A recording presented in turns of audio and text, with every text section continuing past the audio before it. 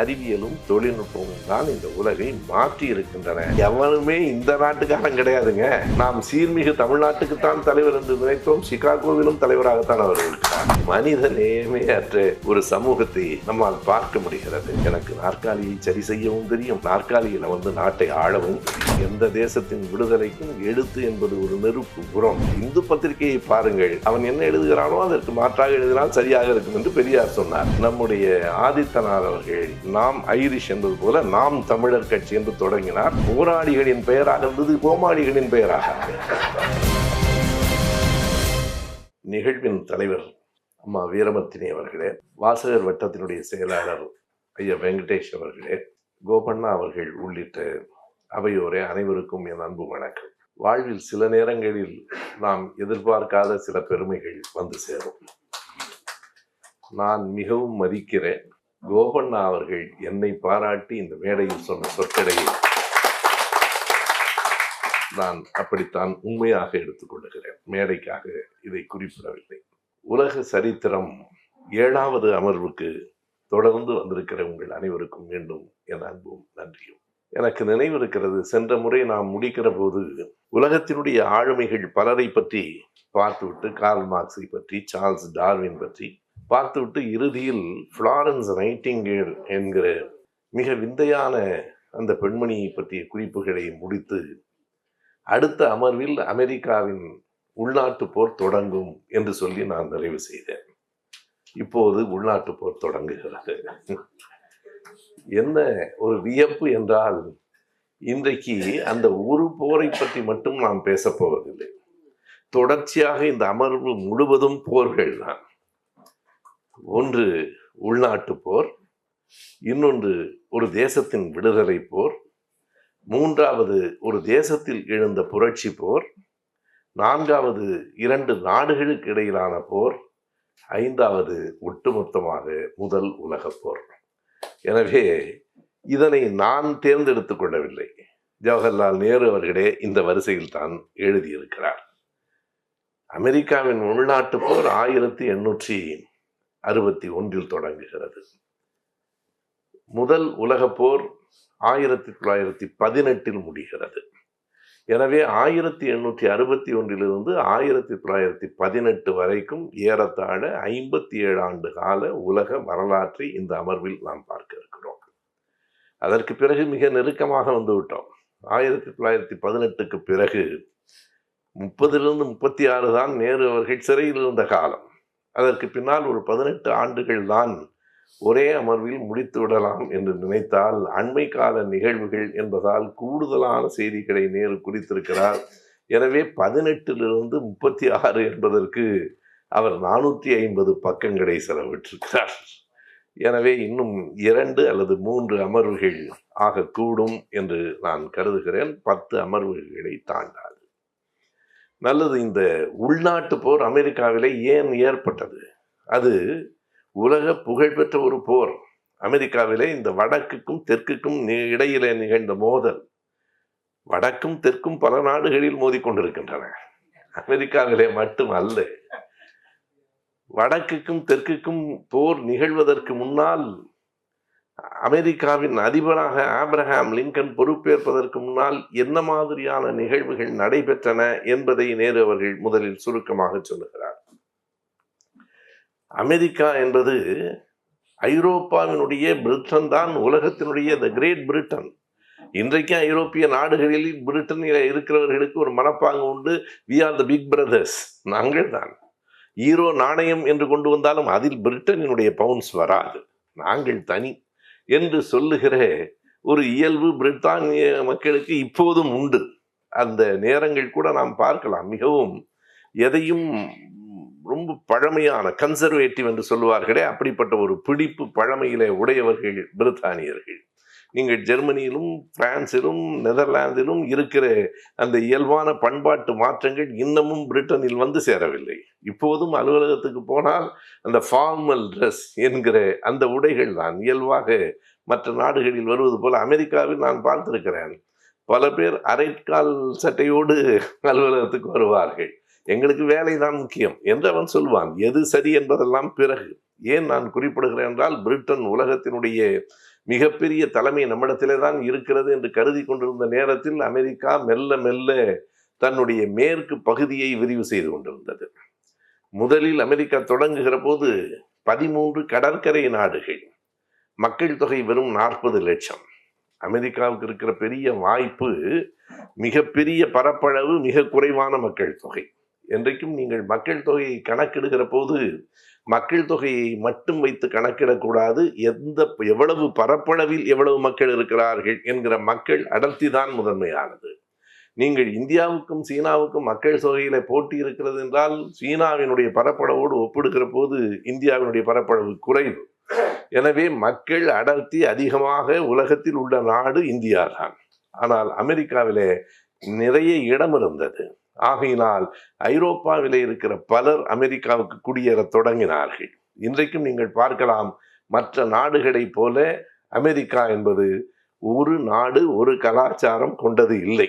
அங்கே இருக்கிற நண்பர்களே சொல்லுவார்கள், நாம் எல்லாம் குடியேறி வந்தவர்களா? எல்லா பயிலும் குடியேறி வந்தாமா. அங்கே இருக்கிறவர்கள் என்ன சொல்லுவார்கள்னா, ஒன்றும் இல்லை, எவனுமே இந்த நாட்டுக்காரன் கிடையாதுங்க, முன்னவன் தான் நம்ம பின்ன வந்தோம், இந்த நாட்டுக்காரன் காட்டுக்கு வரட்டிட்டோம், அவன்தான் உண்மையான அமெரிக்கர்கள், அவர்கள் அங்கே இல்லை, அவர்களுக்கு ஆதிக்கம் இல்லை, எல்லா நாடுகளிலும் வந்தவர்கள் இருக்கிறார்கள். அப்படி குடியேற தொடங்கி தொடக்கத்தில் வெறும் 40 லட்சம் மக்களை கொண்டு அது இருந்தபோது மெல்ல மெல்ல தெற்கில் இருக்கிற நாடுகளை தன்னோடு சேர்த்து கொள்ள தொடங்கிற்று அமெரிக்கா. அது ஒரு நிகழ்விலும் ஒரு அமர்விலும் நடந்து விடவில்லை.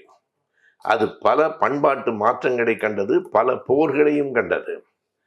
மெக்சிகோ போரிற்கு பிறகுதான் கலிபோர்னியா போன்ற மேற்கு பகுதிகளெல்லாம் அமெரிக்காவோடு இணைந்தன. ஒரு கட்டத்தில் சிகாகோ இணைந்தது.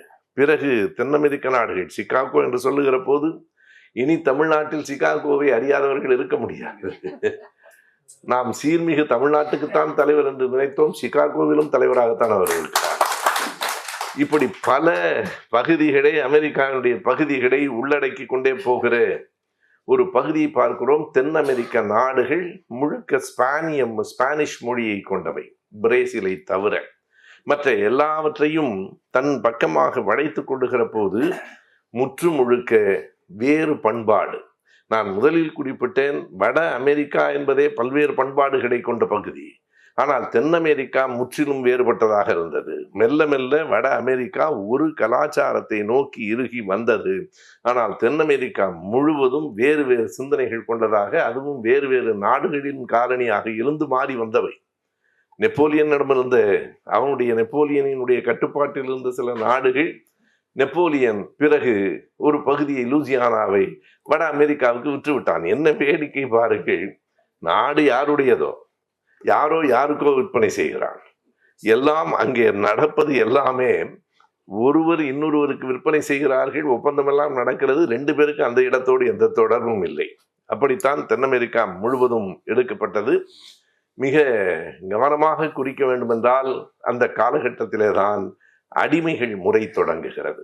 இந்த தென் அமெரிக்கா வட அமெரிக்கா பிரிவுக்கு அடிப்படையாக இருந்தது அடிமைகள் சிக்கல் தான். ஆனால் அதனை தாண்டியும் வேறு செய்திகளை நேரு அவர்கள் மிகச்சரியாக குறிப்பிடுகிறார். அடிமைகள் வியாபாரம், அதாவது மனிதர்களை விற்பனை செய்தது. அமெரிக்காவிலே வந்திருக்கிற அந்த பத்திரிகைகளின் விளம்பரங்கள், இதோ கப்பல் வருகிறது, இத்தனை அடிமைகளை ஏற்றி வருகிறார்கள், வலிமையானவர்கள், நல்ல திடகாத்திரமானவர்கள், உடனே வந்தால் விலைக்கு வாங்கிக் கொள்ளலாம் என்று மனித நேயமே அற்ற ஒரு சமூகத்தை நம்மால் பார்க்க முடிகிறது. தொடக்கம் அதுவும் ஐரோப்பாவிலே தான். லிவர்பூல் என்று உங்களுக்கு தெரியும், இங்கிலாந்தில் இருக்கிற லிவர்பூலில் அந்த அடிமைகள் வியாபாரத்துக்காகவே அந்த துறைமுகம், நான் லண்டன் போயிருந்த போது லிவர்பூல் பார்க்க வேண்டும் என்ற ஆசை வந்தது. அங்கே இருக்கிற டாக்டர் புருஷோத்தமன் அவர்கள் என்னை அந்த இடத்திற்கு அழைத்து சென்றார். என் மகனின் நண்பர் அவர். அந்த லிவர்பூல் கடற்கரையில பார்க்கிற போது ஏராளமான சிலைகள்.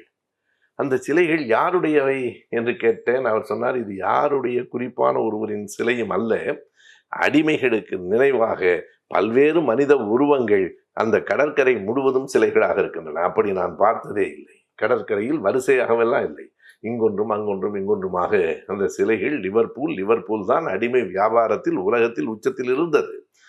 1730 ஆண்டு அடிமைகளை ஏற்றி வருவதற்காக மட்டும் 15 கப்பல்கள். 1730. அவர்கள் என்ன சொல்லுகிறார்கள் என்றால், அடிமை வியாபாரம் செழித்து வளர்ந்தது. எனவே 1730 50 கப்பல்கள் இருந்தது. என்ன ஆயிற்று என்று சொன்னால் 1792 அவை 132 கப்பல்களாக நின்றன. 132 கப்பல்களுக்கும் வேறு எந்த வேலையும் இல்லை. ஆப்பிரிக்காவில் இருந்து அடிமைகளை கொண்டு வந்து இறக்குமதி செய்வது. பிறகு அங்கே குறைந்ததற்கு பிறகு அடுத்து அடிமைகளை வணிகம் செய்த மிகப்பெரிய துறைமுகம் எது என்றால் நியூயார்க் தான். அமெரிக்காவிலே தான் அந்த அடிமை வணிகம் அடுத்து பெரிய அளவில் நடந்தது. அந்த மக்கள் எல்லோரும் மெக்சிகோவில், பிரேசிலில், கீழே இருக்கிற தென் அமெரிக்க நாடுகள் எல்லாவற்றிலும் பரவி கிடந்தார்கள். எனவே ஒரு பக்கத்தில் அமெரிக்கா வளர்ந்து கொண்டிருந்தது, மறுபக்கத்தில் ஐரோப்பா தன்னுடைய பழைய தலைமையை, வலிமையை இழந்து கொண்டிருந்தது. அந்த காலகட்டத்திலே தான் ஒரு கருத்து உருவாயிற்று, மனிதனை மனிதன் விற்கக்கூடாது. எங்கே இருந்து உருவாயிற்று? அந்த மண்ணிலிருந்து, அந்த மக்களிடமிருந்தே, அதே ஆங்கிலேயர்களிடமிருந்து, வெள்ளைக்காரர்களிடமிருந்து. வெள்ளையாக இருக்கிற மனிதர்களே, கருப்பாக இருக்கிறவர்களும் நம் மனிதர்கள் தான், நம் சொந்த சகோதரர்கள் தான். ஒரு நாளும் அவர்களை விற்கக்கூடாது என்று அதில் மிகவும் குறிப்பாக சொல்ல வேண்டுமானால் வில்லியம் கார்சின் அவர்களுக்கு அங்கே ஒரு பெயர் வைத்திருக்கிறார்கள். அதை ஓவிய அழகேசன் அவர்கள் மொழிபெயர்க்கிற போது ஒழிப்பாளர்கள் என்கிறார். அபாஷனிஸ்ட் என்பதை, அபாலிஷன் என்றால் ஒழித்தல், அபாலிஷனிஸ்ட் என்றே ஒரு பெரிய அணியினர் இருக்கிறார்கள். ஒபனா அவர்கள் சொன்னது போல இப்போது அதில் இருக்கிற சமஸ்கிருத சொற்களை நீக்கிவிட்டு அல்லது மொழிபெயர்ப்பை இன்னும் செருமைப்படுத்தி கொண்டு வருவது சரியாக இருக்கும் என்று கருதினேன். இப்படி கருதியது ஒரு விதத்திலும் ஓவிய அழகேசன் அவர்கள் உழைப்பை குறைத்து மதிப்பிடுவதாகாது. என்றால் அது மிகப்பெரியது. நாம் நன்றியோடு அதை பதிவு செய்ய வேண்டும். அன்றைக்கு அவர் மொழிபெயர்க்கவில்லை என்றால் என் போன்றவர்களுக்கு வந்து சேர்ந்திருக்காது. ஆங்கிலத்திலே கற்றுக்கொள்வது அப்போது எளிதாக இல்லை. இன்றைக்கு நாம் படிக்க தொடங்கி இருக்கிறோம், அது வேறு. எனவே இன்னமும் சொன்னால் ஓவிய அழகேசன் நடையில சமஸ்கிருதம் இருப்பதில் என்ன வியப்பு? அறிஞர் அண்ணா நடையில், பெரியார் நடையில், ஏன் புரட்சி கவிஞர் பாரதிதாசனினுடைய முதல் பதிப்பில் சமஸ்கிருத சொற்கள் அதிகம். பிறகுதான் அவர் அதை நீக்கி நீங்கள் செய்த காரியத்தை பாரதிதாசனும் அப்போது செய்திருக்கிறார். இப்போது நான் இந்த புத்தகத்தை மேலாக புரட்டி பார்த்தேன். எனக்குத்தான் அது பெரிய உதவியாக இருந்தது. நான் எப்படி ஓவிய அழகேசன் என்னுடைய உழைப்பை குறைத்து மதிப்பிடக்கூடாதோ அப்படியே தமிழில் கொண்டு வந்திருக்கிற அலைகள் பதிப்பகத்தையும் நாம் நன்றியோடு பதிவு செய்ய வேண்டும். ஆனாலும் படிக்கும்போது என்னை ரொம்பவும் சிரமப்படுத்துகிறார்கள். அந்த புத்தகத்தை படிக்கிற போது நமக்கு தெரியும், பொடி எழுத்துகள், பழைய தாள் எல்லாவற்றையும் சரி செய்து நல்ல தாளில் பெரிய எழுத்துகளில் படங்களோடு இந்த புத்தகம் வருகிறது என்றால் இவையெல்லாம் ஒரு அறிவுலகத்தின் வளர்ச்சி. அடுத்த தலைமுறையை படிக்க வைப்பதற்கு உள்ளடக்கம் மட்டுமல்ல, வெடி அட்டையும் கவர்வதாக இருக்க வேண்டும். அந்த புத்தகத்தின் கட்டமைப்பும் இருக்க வேண்டும். நான் பல்கலைக்கழகத்திலே செனட் உறுப்பினராக இருக்கிற போது ஒரு முறை எடுத்து சொன்னேன், இந்த பாட நூல்களுக்கு நல்ல அட்டை போடக்கூடாது என்று ஏதாவது கொள்கை இருக்கிறதா என்று கேட்டேன். மாணவர்கள் நீங்கள் பார்த்தால் நம்முடைய பாட புத்தகங்களின் அட்டை ஒரு மஞ்சள்ல அல்லது ஒரு காக்கி அதாவது நீ படிக்கவே உனக்கு விருப்பம் வராத மாதிரி ஒரு அட்டை. அப்படி ஏதாவது கொள்கை இருக்கிறதா என்று கேட்டேன். துணைவேந்தராக இருந்தவர், ஏன் அப்படி கேட்கிறீர்கள்? அழகான வண்ணத்தில் ஒரு அட்டையை போட்டால் என்ன? புத்தகத்தை அவனுக்கு பார்த்தவுடன் படிக்க வேண்டும் என்று தோன்ற வேண்டும். மாணவனுக்கு அந்த புத்தகம் அழகாக இருக்க வேண்டும். எப்படி ஒரு புத்தகத்தை அழகில்லாமல் உருவாக்குவது என்று கவனமாக, தப்பித்தவறி அல்ல, கவனமாக உருவாக்கப்படுகிற பாட புத்தகங்களாக அல்லாமல் மிக அழகிய பதிப்பாக வந்திருக்கிறது. எதற்கு என்றால் எல்லாம் அந்த ஒவ்வொன்றும் ஒவ்வொரு துளியிலும் அந்த செய்திகள் இருக்கின்றன. இந்த நேரத்திலே தான் அந்த வில்லியம் கார்சின் அவர் அதை எப்படி மொழிபெயர்த்திருக்கிறார் என்று பார்க்க வேண்டும். அவர் அபாலிஷனிஸ்ட் என்பதை ஒழிப்பாளர்கள் என்று சொல்லுகிறார்.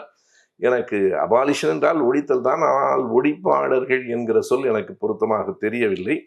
1831 கார்சின் தொடங்கிய அந்த பத்திரிகை தான் முதல் விதை, த லிபரேட்டர்.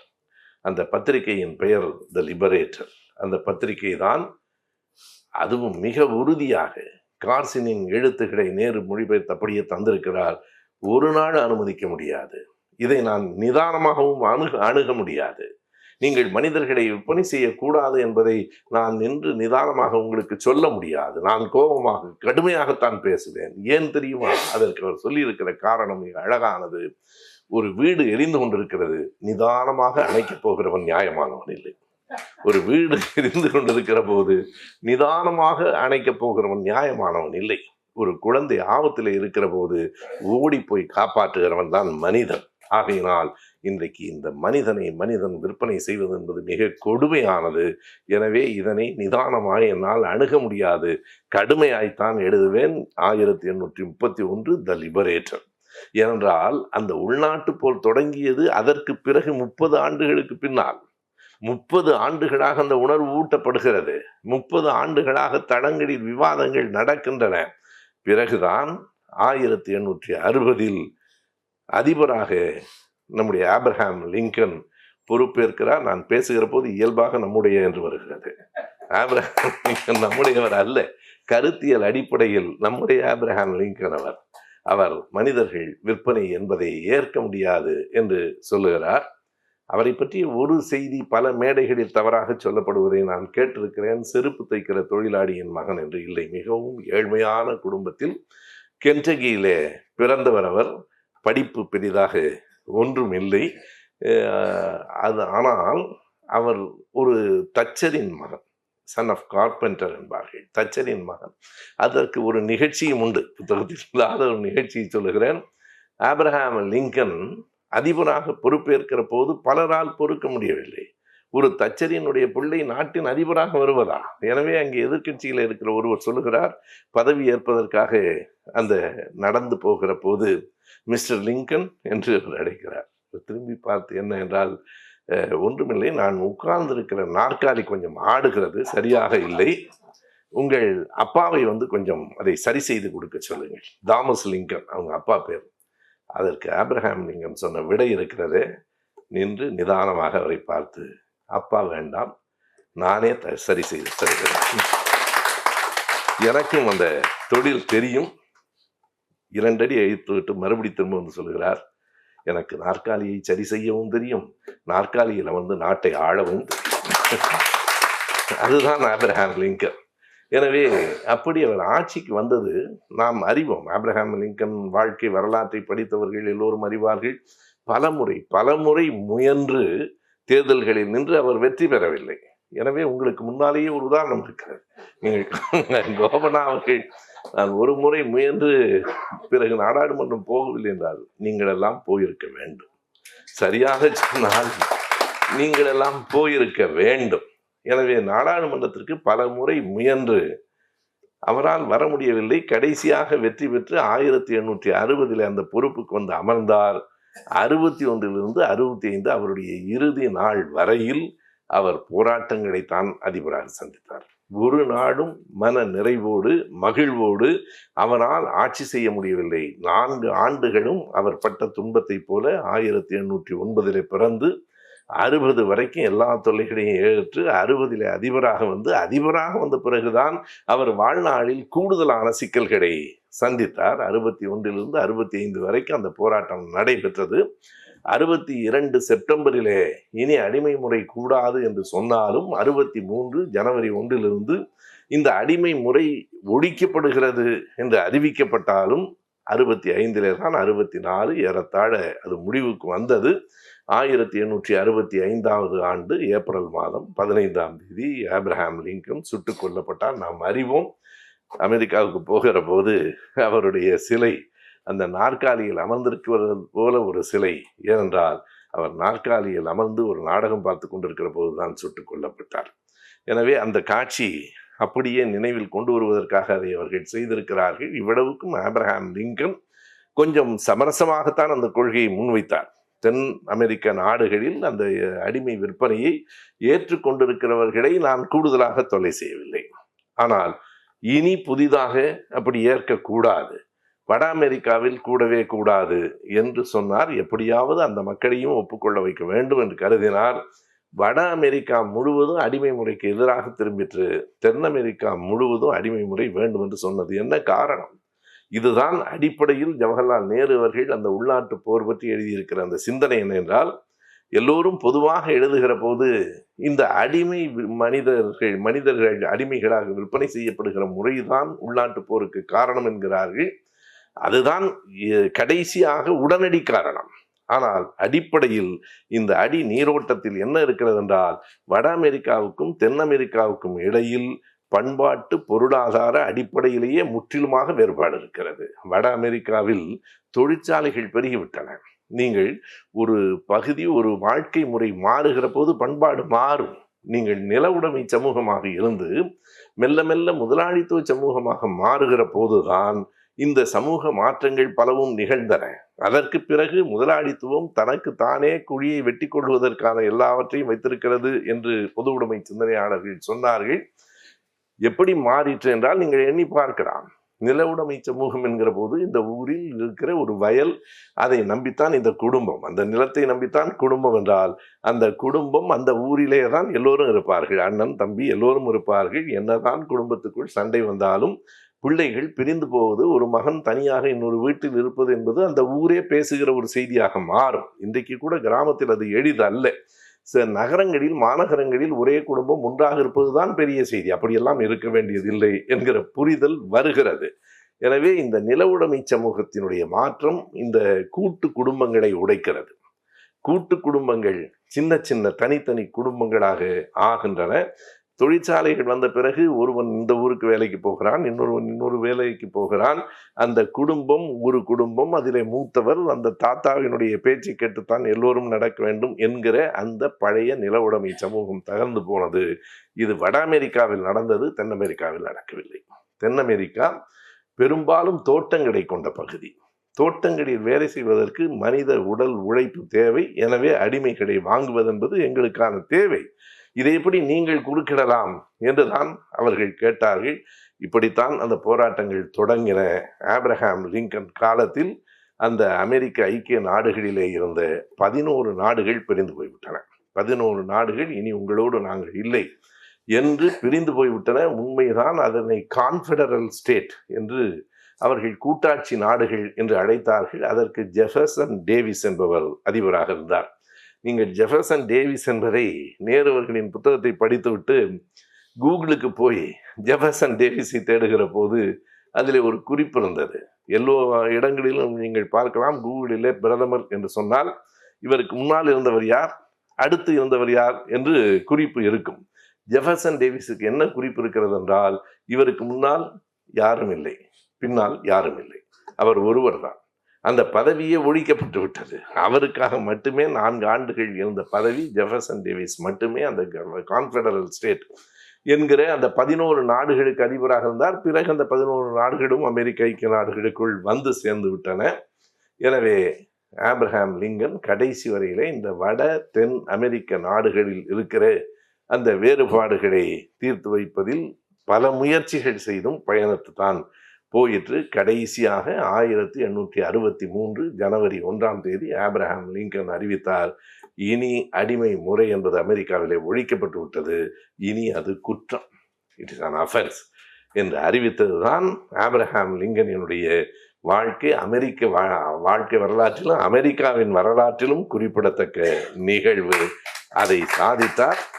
அதற்கு அவர் கொடுத்த விலை அவருடைய உயிர். ஆப்ரஹாம் லிங்கன் யாருக்காக போராடினாரோ அவர்களால் அவரை காப்பாற்ற முடியவில்லை. எனவே அவர் அந்த போராட்டத்திலேயே இறந்து போனார். பிறகு நாம் அறிவோம் அந்த போராட்டம் எத்தனை காலம் தொடர்ந்தது. Junior Martin Luther king junior வரைக்கும் எவ்வளவோ போராட்டங்கள். அந்த பேருந்துகளிலே ஏற முடியாது என்று அவர் நடத்திய, நான் சொல்வது 20ஆம் நூற்றாண்டில். நாங்கள் யாரும், ஏனென்றால் முன் இருக்கையில் வெள்ளையர்கள் மட்டும், பின் இருக்கையிலே தான் கருப்பு மக்கள் உட்கார வேண்டும். அதுவும் அங்கே இருக்கிறவர்கள் உட்கார இடமின்றி பின்னால் வந்தால் இவர்கள் எழுந்து அந்த இடத்தை கொடுக்க வேண்டும் என்பது போன்ற கொடுமைகள் எல்லாம் இருந்தன. மார்ட்டின் லூதர் கிங் ஜூனியர் மிக எளிமையான ஒரு போராட்டத்தை சொன்னார். எந்த வன்முறையும் வேண்டாம், இந்த பேருந்துகளில் கருப்பின மக்களே நீங்கள் யாரும் இதை பயன்படுத்தாதீர்கள், ஏற வேண்டாம், நீங்கள் நடந்து போய்விடுங்கள் என்று சொன்னார். நடந்தார்கள். மக்கள் மாதக்கணக்கில் நடந்தார்கள். பிறகுதான் ஆங்கிலேயர்களுக்கு, அமெரிக்கர்களுக்கு புரிந்தது, அவர்கள் பயன்படுத்தவில்லை என்றால் பேருந்துக்கு வருமானமே இல்லை. அவர்கள்தான் கூடுதல் எண்ணிக்கையில் இருக்கிறார்கள், வருமானமே இல்லை. மிக புகழ்பெற்ற ஒரு சின்ன நிகழ்வு உண்டு. ஒரு வயதான மூதாட்டி நடந்து போகிறாள். அந்த ஓட்டுநர் கேட்கிறார், வயசான பாட்டி, நீ கூடவா நடக்கிற, பஸ்ஸில் ஏறக்கூடாதா என்று. அந்த பாட்டி சொன்னாள், நான் எனக்காக நடக்கவில்லை, என் பேத்திக்காக நடக்கிறேன் என்று சொன்னார். அப்படி போராட்டங்கள் எல்லாம் நடந்தன. ஆனாலும் அந்த உள்நாட்டு போர் 4 ஆண்டுகள் பல ஆயிரம் லட்சம் இளைஞர்களின் வாழ்க்கையை பறித்து விட்டது. அந்த மக்கள் பல்வேறு விதமான துயரங்களுக்கு உள்ளானார்கள். ஆனாலும் கூட அந்த 4 ஆண்டுகள் உள்நாட்டு போருக்கு பிறகும் ஏன் அமெரிக்கா வீழ்ந்து விடவில்லை என்று சொன்னால், அவர்களுக்கு இருந்த ஏராளமான இடமும், குறைந்த மக்கள் தொகையும், அவர்களின் வணிக போக்கும், அவர்களினுடைய தொழிற்சாலை உற்பத்திகளும் அந்த நாட்டை காப்பாற்றிட்டு பொருளாதாரம் தான் எல்லாவற்றையும் தீர்மானிக்கும் என்று சொல்லி, இதே நேரத்தில் இன்னொரு பக்கத்திலே ஐரோப்பாவிலே நடந்த ஒரு போராட்டத்தை நான் குறிப்பிட வேண்டும் என்று அடுத்த பகுதிக்கு வருகிற போது, அயர்லாந்தில் நடைபெற்ற 700 ஆண்டு விடுதலை போராட்டம். உலகத்தில் அவ்வளவு பெரிய நீண்ட ஆண்டுகள் விடுதலை போராட்டம் நடந்திருக்குமா என்று சொல்ல முடியாது. அயர்லாந்திலே நடந்தது ஏறத்தாழ 700 ஆண்டுகள், லட்சக்கணக்கான உயிர்கள், போராட்டங்கள், தொடர்ந்து போராட்டங்கள். அதுக்கும் நாம் எண்ணி பார்த்தால் இப்போதும் கிரேட் பிரிட்டன் என்று அவர்கள் சொல்லுவது இங்கிலாந்து, ஸ்காட்லாந்து, அயர்லாந்து எல்லாவற்றையும் சேர்த்து தான். ஆனால் அயர்லாந்து மக்கள் ஒரு நாள் அதை ஏற்கவில்லை. எங்கள் மொழி வேறு, உன் மொழி வேறு. எங்களுடைய இனம் வேறு, உன் இனம் வேறு.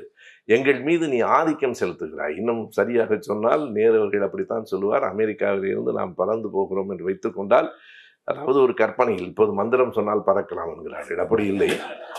பறந்து போகிற போது அந்த ஐரோப்பாவினுடைய மேற்கு முனையில் இருக்கிற முதல் தீவு அயர்லாந்து தான்.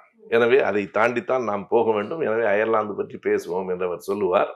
அந்த அயர்லாந்து என்பது பண்பாட்டின் அடிப்படையில் எல்லாவற்றிலிருந்தும் இங்கிலாந்திலிருந்து வேறுபட்டது என்பதால் நாங்கள் தனி தேசம். நான் சொன்னேன், இந்த உள்நாட்டு போர், அதற்கு பிறகு ஒரு தேசத்தினுடைய விடுதலை போர். அவர்கள் தங்கள் நாட்டை விடுதலை செய்ய வேண்டும் என்பதற்காக போராடினார்கள். மிக கடுமையான ஒடுக்குமுறைகள். யாரெல்லாம் போராட்டத்துக்கு தலைவனாக வருகிறானோ அவனுக்கான ஒரே ஒரு தீர்வு பிரிட்டன் மிக எளிதாக வைத்திருந்தது, அவனை தூக்கிலிடுவது. அதோடு முடிந்து போயிற்று. அவனை நடு தெருவில் மக்கள் முன்னிலையில் தூக்கிலிடுகிற போது அப்படி ஒரு பல பெயர்களை நேரு அவர்கள் குறிக்கிறார். அந்த பெயர்களெல்லாம் கூட வரலாற்றில் பதிவாகாமல் தான் போயிருக்கின்றன. அந்த தேசத்தின் விடுதலைக்காக அவர்கள் போராடினார்கள். ஒரு கட்டத்திலே அது ஒரு பெரிய தேசிய எழுச்சியாக வந்தது. எங்கே ஒரு பெரிய மாற்றம் வந்தது என்றால், 1798க்கு பிறகு ஒரு நூற்றாண்டு காலம் அந்த போராட்டம் என்ன காரணம் என்று தெரியாமலேயே நடைபெறாமல் போயிற்று. தொடர்ந்து நடைபெற்றது. ஒரு 20 ஆண்டுகளுக்கு ஒரு முறை ஒரு பெரிய எழுச்சி இருக்கும். அதற்கு பிறகு அது ஒரு நூற்றாண்டு காலம் அந்த போராட்டம் அமைதியாக இருந்தது அல்லது எழுச்சி பெறாமல் இருந்தது.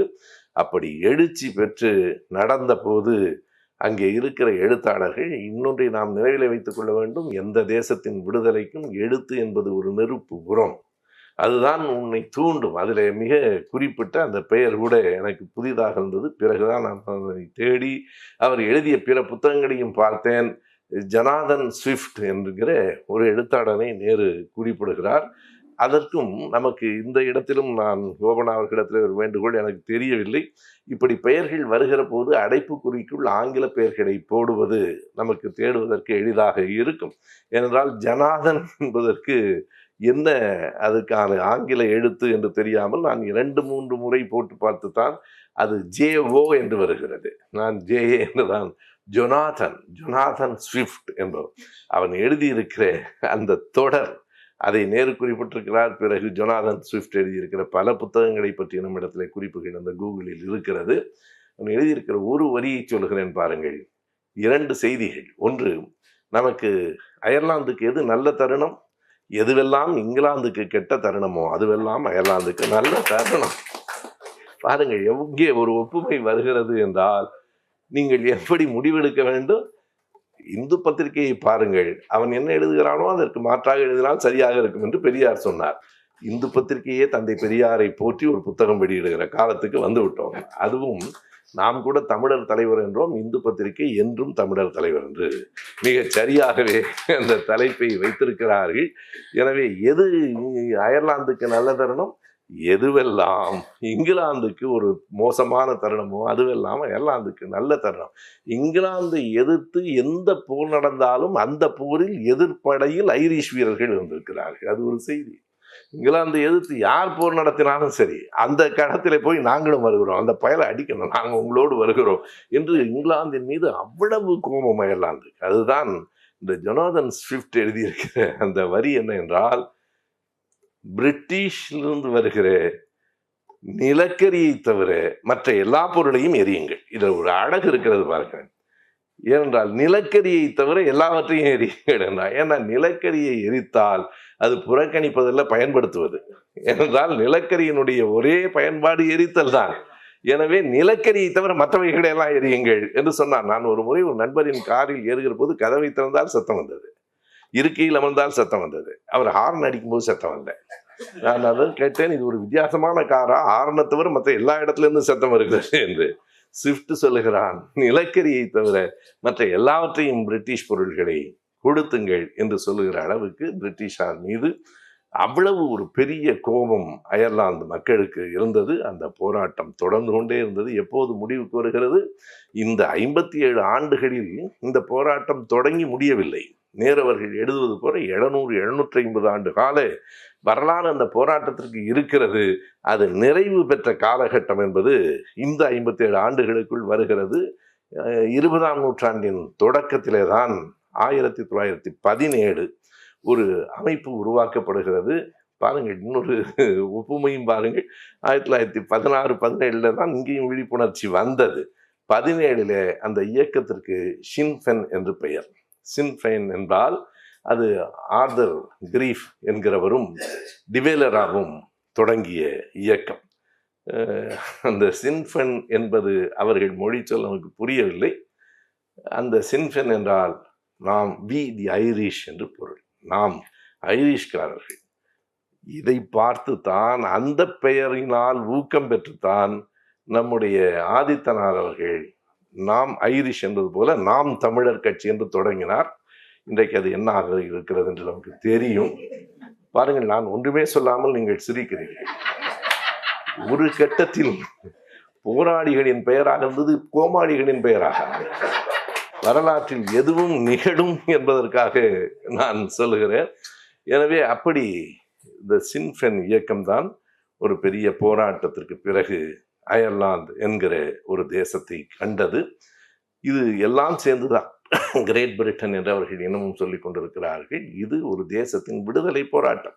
உண்மையாக நான் திரும்ப திரும்ப மக்களிடம் கேட்டுக்கொள்வதெல்லாம், நான் வெறுமனே எல்லாவற்றையும் தொட்டு காட்டி கொண்டிருக்கிறேன். படிப்பது ஒன்றுதான் இதற்கான மாற்று. படித்து இருப்பதை சொல்வதல்ல, படிக்க தூண்டுவது. என்னுடைய நோக்கம் என்பது படிக்க தூண்டுவது. குறிப்பாக நம்ம அடுத்த தலைமுறை பிள்ளைகள் இவற்றை படிக்க வேண்டும் என்பதுதான். ஒரு தேசம் விடுதலை பெறுவது என்பது சாதாரணமானது அன்று. அதற்கு கொடுக்க வேண்டிய வரிகள் எவ்வளவு. நீங்கள் ஒரு குறிப்பிட்ட செய்திகளை அவர் சொல்லுகிறார். அந்த நாளில் என்ன நடந்தது என்பதையெல்லாம் அந்த புத்தகத்தில் எழுதுகிறார். அத்தனை உயிர் பலிகளுக்கு பிறகுதான் ஒரு தேசத்தை பெற முடியும். இது இரண்டாவது. மூன்றாவதாக நடந்த போர் 2 நாடுகளுக்கு இடையிலே நடந்த போர். அது இங்கிலாந்துக்கும் எகிப்துக்கும். அதுவும் ஒரு வித்தியாசமான காரணம். எகிப்து என்பதை என்ன தொடர் ஆங்கிலத்தில் அவர் பயன்படுத்தி இருக்கிறார் என்று தெரியவில்லை. ஓவி அழகேசன் மிக அழகான ஒரு தொடரை பயன்படுத்துகிறார். அது நரை முதிர்ந்த பழம் கிளம். இது எகிப்து நாடு நாகரிகத்தில், வரலாற்றில் முதிர்ந்த நரை கொண்ட பழம் கிளம் என்று எழுதுகிறார். ஒரு ரொம்ப வயதான தொன்மையான ஒரு நாடு. அந்த எகிப்துக்கும் இங்கிலாந்துக்கும் என்ன பிரச்சனை என்றால், பிரிட்டிஷ் எல்லோரையும் தனக்குள் வைத்துக் கொள்ள வேண்டும் என்று கருதுகிறான். நமக்கு தெரியும், சூயஸ் கால்வாய், அங்கேதான் அந்த பிரச்சனை தொடங்குகிறது. இந்த இடத்தில் பின்னால் பனாமா கால்வாய் பற்றியும் நேரு எழுதியிருக்கிறார். 3 கால்வாய்களை பற்றி நாம் பேச வேண்டும். உலகம் 2 கால்வாய்களை தான் அறிந்து வைத்திருக்கிறது. ஒன்று சூயஸ் கால்வாய், இன்னொன்று பனாமா கால்வாய். நாம் சேர்த்து சொல்ல வேண்டியது சேது கால்வாய். சேது கால்வாயை உலகத்திற்கு நாம் சேர்த்து சொல்ல வேண்டும். சூயஸ் கால்வாய் என்பதுதான் மிக நீளமானது.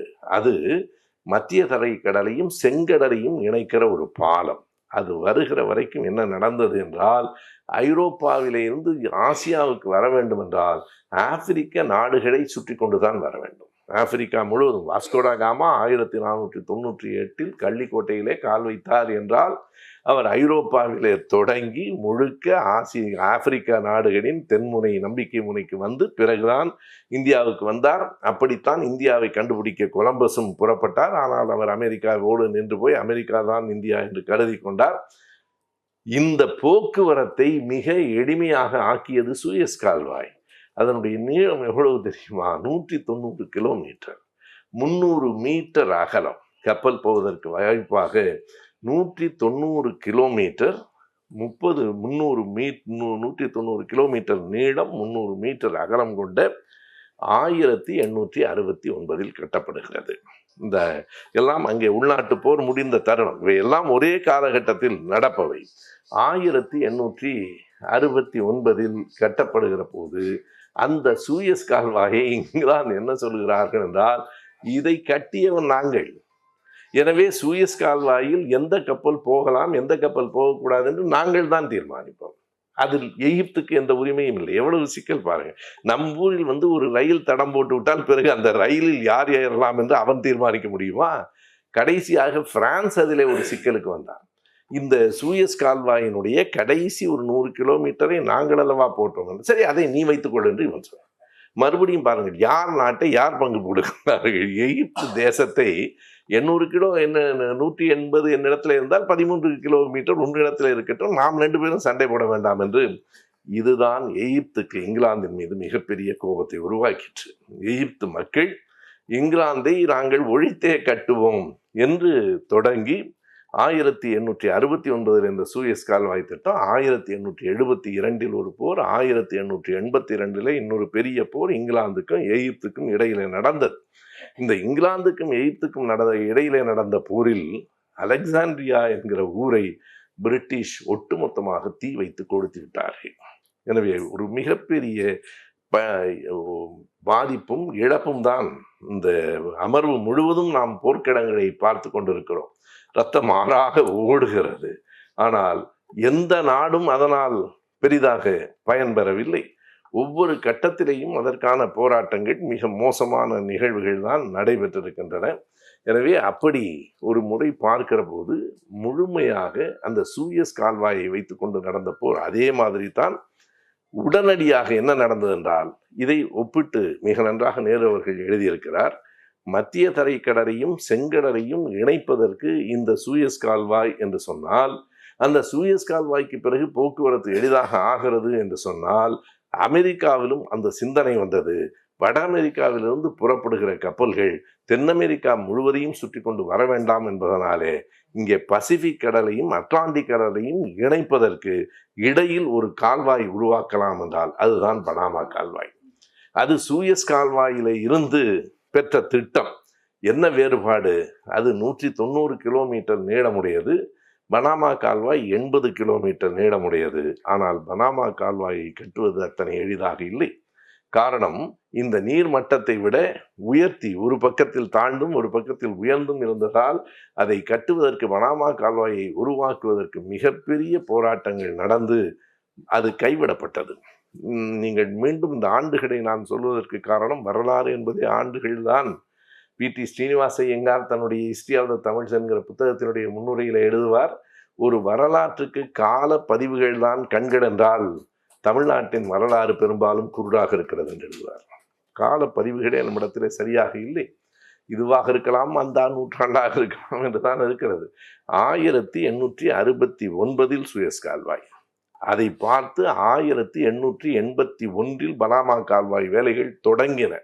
உள்நாட்டு போர் முடிந்த பிறகு இனி சிக்கல் வேண்டாம், குறுக்கே ஒரு கால்வாய் அமைத்து விடலாம் என்று.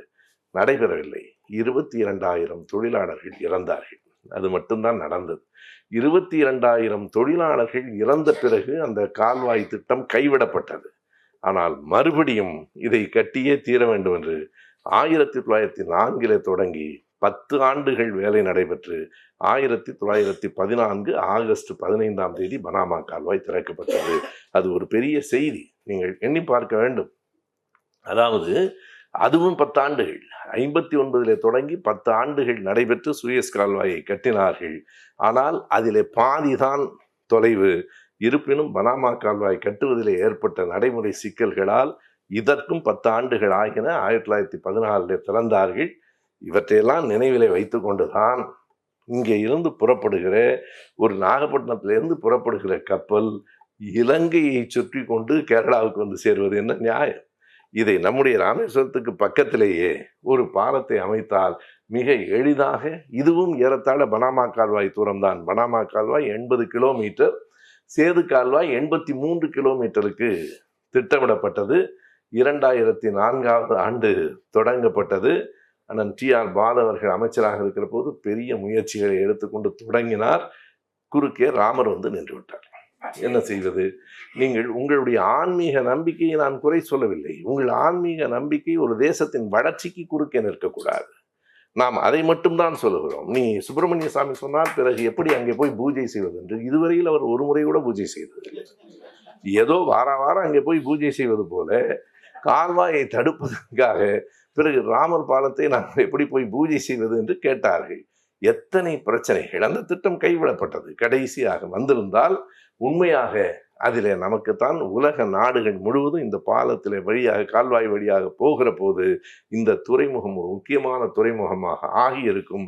தமிழ்நாட்டில் ஒரு பெரிய பொருளாதார வளர்ச்சி ஏற்பட்டிருக்கும், வேலை வாய்ப்புகள் வந்திருக்கும். நாம் இவற்றையெல்லாம் கருதித்தான் சேது கால்வாய் திட்டம் வேண்டும் என்று கலைஞர் சொன்னார். இவற்றையெல்லாம் கருதித்தான் அவர்கள் வேண்டாம் என்று சொல்லியிருப்பார்கள். இரண்டுக்கும் ஒரே காரணம்தான், தமிழ்நாட்டில் இப்படி ஒரு பொருளாதார வளர்ச்சி வந்துவிடக் கூடாது என்று சேது கால்வாய் திட்டம் என்று நின்று போயிற்று. வந்திருக்குமானால் உலகத்தில் சூயஸ் கால்வாய்க்கு அடுத்து, பனாமா கால்வாய்க்கு அடுத்து சேது கால்வாய் என்பதுதான் பேசப்பட்டிருக்கும். அந்த சேது கால்வாய் என்கிற பெயரை கூட தமிழன் கால்வாய் என்று சொல்ல வேண்டும் என்கிற கோரிக்கைகள் எல்லாம் எழுந்தன, நடைபெறவில்லை. எனவே இப்படி இந்த சூயஸ் கால்வாயின் காரணமாகவே இங்கிலாந்துக்கும் எகிப்துக்கும் இடையில் ஒரு பெரிய போரே மூண்டது. அது ஒரு முக்கியமான செய்தி. இதனை தாண்டி உள்நாட்டில் எழுந்த ஒரு தேசிய எழுச்சியும் ஒரு புரட்சியும், அதை நாம் அறிவோம், சோவியத் புரட்சி. சோவியத் புரட்சி உலகத்திற்கு வழிகாட்டியாக இருந்தது.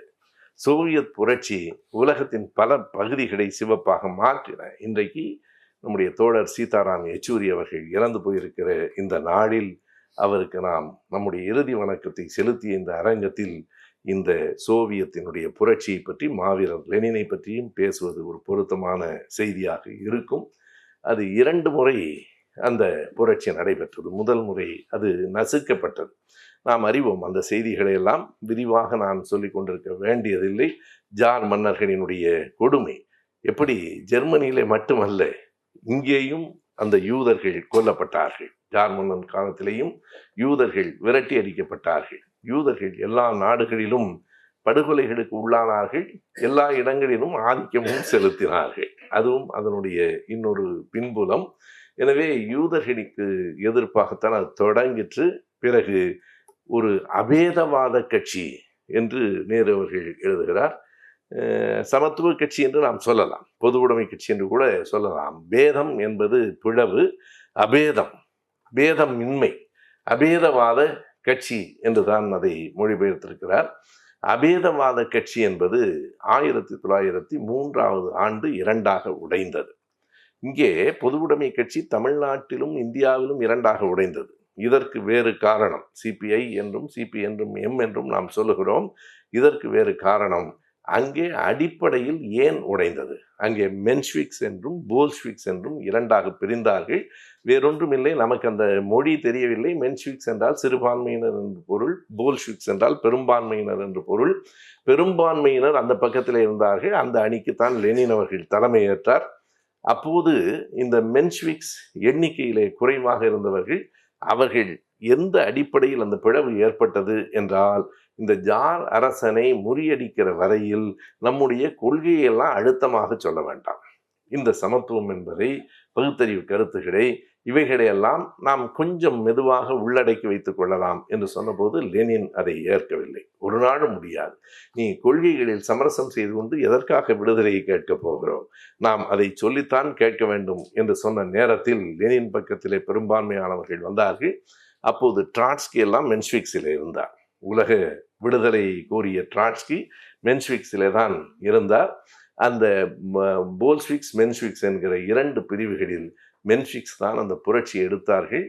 1905 ஆண்டு ஜனவரி மாதம் 22ஆம் தேதி அவர் நேரு அவர்கள் எழுதுகிறார், இரத்த ஆறு ஓடிய நாள். அன்றைக்கு முழுவதும் மிக கடுமையான ஒடுக்குமுறைகள், அவர்கள் சுட்டு தள்ளினார்கள். எத்தனை பேர் தூக்கிலிடப்பட்டார்கள், எவ்வளவு பேர் இறந்து போனார்கள் என்கிற புள்ளி விவரத்தை அவர் தந்திருக்கிறார். ஏறத்தாழ 1000 பேர் தூக்கிலிடப்பட்டார்கள். ஏறத்தாழ 14,000 பேர் போரில் இறந்து போனார்கள். 70,000 பேர் சிறையில் அடைக்கப்பட்டார்கள். அந்த மென்ஃபிக்ஸ் நடத்திய முதல் புரட்சி, சோவியத்தினுடைய முதல் புரட்சி தோல்வியிலே தான் முடிந்தது. ஆனால் அதற்கு பிறகு என்ன ஆயிற்று என்றால், ஒரு பெரிய வேடிக்கையான செய்தி பாருங்கள், அதை குறிப்பிட்டிருக்கிறார். வியப்பாக இருக்கிறது படிக்கிற போது. போல்ஷிக்ஸினுடைய மிக நம்பிக்கையான மத்திய குழு ஒன்றை லெனின் கட்டுகிறார். அதில் 7 பேர் தான். அந்த அமைப்பில் லட்சக்கணக்கானவர்கள் இருக்கலாம், ஆயிரக்கணக்கான போராளிகள் இருக்கலாம். ஆனால் அவற்றை தீர்மானிக்கிற தலைமை குழுவாக 7 பேரை மட்டுமே நேரு அவர்கள் உருவாக்கியிருக்கிறார். அந்த 7 பேரில் அவ்வளவு புத்தி கூர்மையுடைய, அத்தனை நிர்வாகத்திறன் உண்ட, அத்தனை கொள்கை தெளிவுடைய, லெனினால் தேர்ந்தெடுத்து கட்டமைக்கப்பட்ட அந்த 7 பேர் கொண்ட குழுவில் 3 பேர் ஜார் அரசின் ரகசிய தூதர்கள். இது எந்த அளவுக்கு வியப்பாக இருக்கிறதா? நாமெல்லாம் ஏமாந்து போவதில் பெரிய செய்தி அல்ல. லெனினே ஏமாந்திருக்கிறார் என்றால், அதுவும் அவ்வளவு பார்த்து தேர்ந்தெடுத்து 7 பேரை வைத்திருக்கிறார். அந்த 7 பேரில் 3 பேர் ஜார் அரசினுடைய ரகசிய ஒற்றர்கள். அவர்களால் ஒரு நன்மை நடந்தது. அவர்கள் ஜார் மன்னனிடத்திலே போய் சொன்னார்கள், என்ன நன்மை நடந்ததென்றால், அதனால் தான் லெனின் நாடு கடத்தப்பட்டார். நாடு கடத்தாமல் அவர் அங்கேயே இருந்து ஒரு புரட்சியில சுட்டு கொல்லப்பட்டிருந்தால் சோவியத் வெற்றி பெற்றிருக்காது. அவரை நாடு கடத்தியது நல்லதாய் போயிற்று. சில நேரங்களில் இவர்கள் செய்வது பாருங்கள், இயல்பாக சில தவறுகளை அவர்களே வெளிப்படுத்தி சிக்கிக் கொள்கிறார்கள் இல்லையா? நாம் கண்டுபிடிக்கல, சும்மா இருக்க வேண்டியதானே. அவனே வீடியோ போட்டு அவனே மாட்டிட்டான் பாருங்க. அது போன ஜென்மத்தில் செய்த பாவம்னு யாரோ இருக்கு, அவனுடைய கணக்குல. எனவே இது ஜார் செய்த பாவம். லெனினை இன்னொரு நாட்டுக்கு நாடு கடத்தியது. வேறு நாடுகளில் அமர்ந்துதான் எல்லா பணிகளையும் செய்தார். பொதுவாக நாடு கடத்தப்படுவது என்பது அந்த கால தண்டனைகளில் உண்டு. காரல் மார்க்ஸ் தான் நாடுகள் கடத்தப்பட்டவர், ஒரு நாடல்ல, நாடுகள் கடத்தப்பட்டவர். கடைசி வரைக்கும் வறுமையிலேயே லண்டனில் வாழ்ந்த அந்த மனிதன். எனவே அந்த சித்தாந்தத்தை ஏற்றுக்கொண்டு லெனின் அவர்கள் பிற நாடுகளில் இருந்து போராடி 1917 ஒரு மாபெரும் புரட்சியை நடத்தி சோவியத் விடுதலை பெற்ற அந்த காலகட்டத்திலே தான் உலக போராட்டமும் நடைபெற்று கொண்டிருக்கிறது. 1917 சோவியத் புரட்சி வெற்றி பெற்ற ஆண்டு. அயர்லாந்துக்கான விடுதலை போராட்ட இயக்கம் உருவாக்கப்பட்ட ஆண்டு. அதுவும் 1917 தான். நாம் இப்படி எண்ணி பார்க்கலாம். 20ஆம் நூற்றாண்டின் தொடக்கத்தில் ஒரு விழிப்புணர்ச்சி வந்திருக்கிறது என்றால் என்ன காரணம் என்றால், அதனுடைய செய்தி தொடர்புகள் கூடியிருக்கின்றன. அறிவியலும் தொழில்நுட்பமும் தான் காரணம்.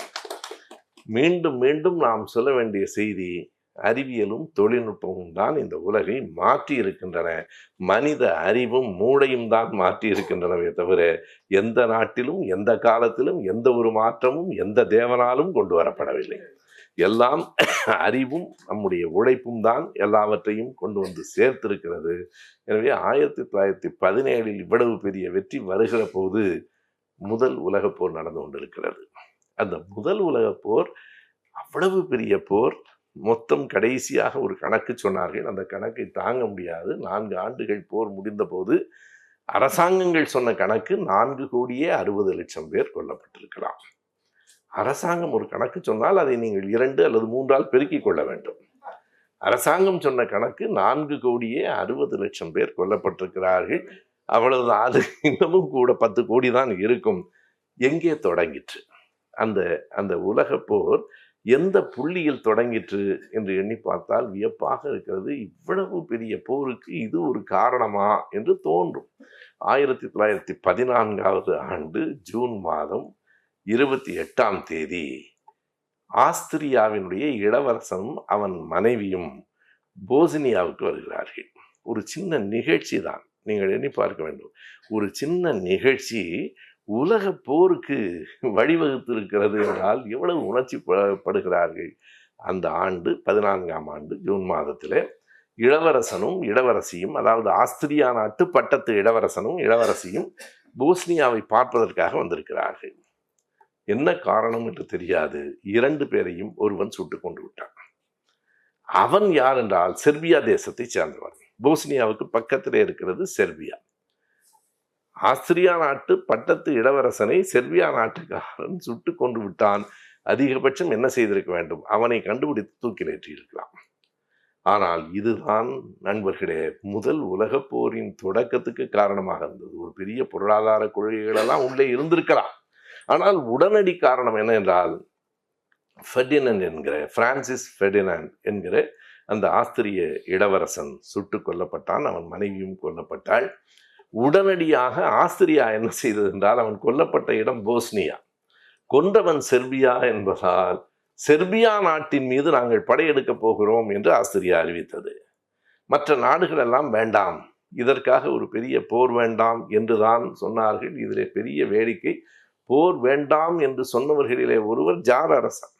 ரஷ்ய நாட்டு ஜார் கூட வேண்டாம் என்று சொன்னான். ஆனால் ஜாரை சுற்றி இருந்தவர்கள் எல்லாம், நேரு அதைத்தான் எழுதுகிறார், சில நேரங்களில் அரசன் நல்லவனாக இருந்தாலும் சுற்றி இருக்கிறவன் விடமாட்டான். அத்தனை பேரும் சேர்ந்து, மன்னா இதை நாம் பொறுத்து கொண்டிருக்க முடியாது என்று. நம்முடைய சேர சோழ பாண்டியர்கள் யுத்தம் எல்லாம் அப்படித்தானே நடந்தது. நீங்கள் எண்ணி பார்த்தால் இது நம்முடைய மான பிரச்சனை என்று மக்களை எல்லாம் கொன்று ஒழிப்பது. எனவே ஜார் அரசனை சுற்றி இருந்தவர்கள் எல்லாம், இது உங்களுக்கான மான பிரச்சனை, இதில் நாம் பேசாமல் இருந்துவிட்டால் அவர்கள் நாளைக்கு யாரை வேண்டுமானாலும் நம் நாட்டையும் கொள்வார்கள், நீங்கள் போரில் ஆதரவு தெரிவிக்க வேண்டும் என்று ஆஸ்திரியாவுக்கு முதல் ஆதரவு ஜார் மன்னன் இடத்திலே இருந்து வந்தது. ஜார் மன்னனுக்கு என்ன தெரியாது என்றால், அவனுடைய ஆட்சியை ஆடப்போகிறது என்று தெரியாது.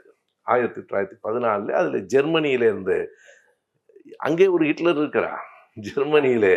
1914 ஒரு அரசன், அவனுடைய பேர் கெய்சர், உலகத்தை நாங்கள் தான் ஆழ்வோம், வேறு எந்த பெயரும் நாங்கள் சொன்னதைத்தான் கேட்க வேண்டும் என்கிற அந்த விதத்தில் இப்படி ஒரு நாடு இந்த பக்கம், ஒரு நாடு அந்த பக்கம், இன்னொரு நாடு இந்த பக்கம், அவன் சேர்ந்திருப்பதால் இவன் இந்த பக்கம். அதாவது செர்பியாவுக்கும் ஆஸ்திரியாவுக்கும் தொடர்பில்லை.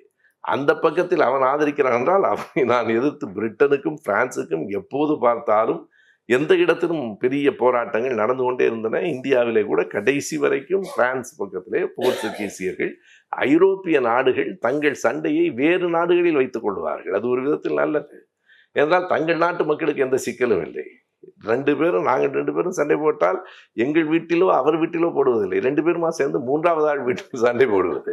எனவே அப்படி இந்த பக்கம் ஒருவர் அந்த பக்கம் ஒருவர் என்று மாறி மாறி சேர்ந்து 2014 அது உலகப்போர். 1914 அது உலகப் போராக மாறிற்று.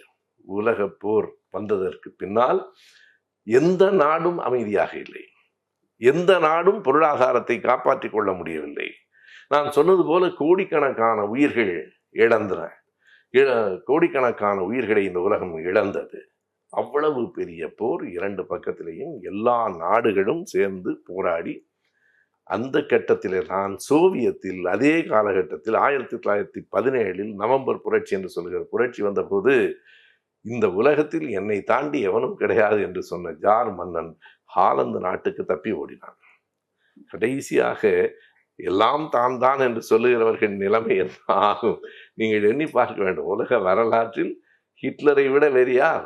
ஹிட்லர் தன்னை தானே சுட்டு கொண்டு இறந்து போனான் என்பது தானே வரலாறு. முசோலினி இன்னமும் மோசம், அவனை ஒரு தந்தி கம்பத்திலே தலைகீழாக கட்டி வைத்திருந்தார்கள். எனவே இப்படிப்பட்ட ஒரு சர்வாதிகாரிகள் எல்லா இடங்களிலும் இருந்திருக்கிறார்கள். எனவே அந்த ஜெர்மன் தேசத்தினுடைய கெய்சர் தொடக்கி வைத்த போர், கடைசியாக ஜெர்மனி மிகப்பெரிய ஒரு பாதிப்புக்கு உள்ளான நாடுகளில் ஜெர்மனிய தேசம் ஒன்று. அதில் இன்னொரு செய்தியை நாம் குறிப்பிட வேண்டும். இறுதியாக இந்த முதல் உலகப் போர் 1918 ஆண்டு நவம்பர் மாதம் 18ஆம் தேதி முடிவுக்கு வந்தது. உட்ரோ வில்சன் தான் அமெரிக்காவின் அதிபராக இருந்த உட்ரோ வில்சன் 14 பாயிண்ட்ஸ் என்று 14 பாயிண்ட்ஸ் சார்ட்டர் என்று ஒன்று கொடுத்தார். ஒப்பந்தம் சமாதானத்திற்கான ஒரு ஒப்பந்த புள்ளி என்று 14 புள்ளிகளை கொடுத்தார். அந்த 14 ஒப்பந்தங்களின் அடிப்படையில், 14 குறிப்புகளின் அடிப்படையில் உலக நாடுகள், போரிட்ட நாடுகள் எல்லாம் ஒன்று கூடி கையெழுத்திட்டன. எனக்கு அந்த முதல் உலகப் போரை பற்றி படிக்கிற போது எது சிரிப்பாக இருக்கிறது என்றால், ஒன்றுமில்லாத காரணத்துக்காக ஒரு போர் தொடங்கி உலகம் முழுவதும் நடந்து கடைசியாக உட்ரோ வில்சன் சொன்னார் என்று எல்லோரும் கையெழுத்து போட்டு போரை முடித்து கொண்டார்கள். இதை உட்ரோ வில்சன் 14லேயே சொல்லியிருக்கலாமோ என்று எனக்கு தோன்றிற்று. என்ன நடந்தது என்றால் நண்பர்களே, போர் முடிந்த பிறகும் பிரிட்டன் ஜெர்மனியின் மீது மிக கொடுமையான ஒரு முற்றுகையை நடத்திற்று. அதாவது இங்கிலாந்தும் எகிப்தும் தங்கள் கப்பற்படையை உலகத்திலேயே வேறு எந்த நாட்டிலும் இல்லாத அளவுக்கு பெரிதாக ஆக்கினார்கள். அதை பிரிட்டன் எங்கே பயன்படுத்தினார் என்றால், என்ன வேடிக்கை, பிரிட்டன் கப்பல் படையை பெரிதாக ஆக்கியது எகிப்தை அடிப்பதற்காக. ஆனால் கடைசியாக அந்த கப்பற்படை எங்கே பயன்பெற்றது என்றால், முதல் உலகப் போர் நிறைவடைந்து அந்த எல்லா சமாதான ஒப்பந்தங்களும் வந்ததற்கு பிறகு போர் முடிந்து 6 மாதங்கள் கடல் முற்றுகை. ஜெர்மனிக்கு எந்த உணவுப் பொருளும் போக விடாமல் பிரிட்டன் தடுத்தது. எந்த சமாதானத்தினுடைய ஒப்பந்தத்திலும் அது வராது. எந்த உலக நாடுகளும் தட்டி கேட்கவில்லை.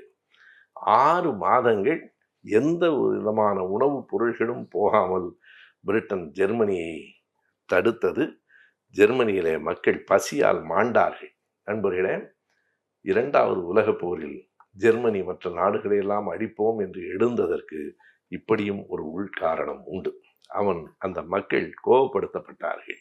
அந்த மக்கள் தங்களை பட்டினி போட்டு அழித்தவன் இந்த நாடுதானே, அதை பார்த்து கொண்டிருந்தவர்கள் தானே எல்லோரும் என்கிற கோபம், மக்களின் கோபத்தை சரியாக ஹிட்லர் பயன்படுத்தி கொண்டார். நம்மை அழித்த நாடுகளை நாம் அழிக்க வேண்டாமா? எப்போதும் உணர்ச்சிவயமாக பேசினால் மக்கள் எழுவார்கள். அறிவுபூர்வமாக பேசினால் அதிகம் கேட்க மாட்டாங்க. இயல்பு அதுதான். நீங்கள் மெதுவாக, நாங்களும் வார வாரம் திருக்குறள் எல்லாம் பேசுகிறோம், அதிகம் 2000 பேர் தான் கேட்கிறாங்க. நான் யாரையாவது திட்டினால் 80,000 பேர் கேட்கிறேன். இயல்பே படித்தான் இருக்கு. ஒரு உணர்ச்சி வயப்பட்டு கோபப்பட்டு எழுந்து நம்மை அழித்தவர்களை நாம் அழிக்க வேண்டாமா? ஹிட்லரின் முழக்கம் அதுதான். ஆம், அழிக்க வேண்டும் என்று எழுந்தார்கள். 2வது உலகப் போருக்கான விதை முதல் உலகப் போரில் இருக்கிறது. இந்த போர்களின் வரலாற்றை படிக்கிற போது நமக்குள் ஏற்பட வேண்டிய உணர்வு ஒன்றே ஒன்றுதான், போர் வேண்டாம் என்பதுதான். நன்றி, வணக்கம். திராவிட இயக்கத்தின் வரலாறு, திராவிட இயக்கத்தின் கோட்பாடு, திராவிட இயக்கத்தின் தாக்கம் என 3 தளங்களில் பயிற்றுவிக்கப்படும் திராவிட பள்ளியின் மாணவர் சேர்க்கை ஆகஸ்ட் 15 முதல் நடைபெற்றுக் கொண்டிருக்கிறது. தொடக்க நிலை, முதுநிலை என 2 நிலைகளில் வகுப்புகள் நடைபெறும். திராவிட பள்ளிக்கான பாடங்களை பல்கலைக்கழக பேராசிரியர்கள், கல்வியாளர்கள், திராவிட இயக்க ஆய்வாளர்கள் உருவாக்கி இருக்கின்றனர். ஒருங்கிணைப்பாளர் பொள்ளாச்சி மா. உமாபதி, இயக்குனர் சுப வீரபாண்டியன். மேலும் விவரங்களுக்கு திரையில் தெரியும் தொலைபேசி எண்களுக்கு தொடர்பு கொள்ளுங்கள்.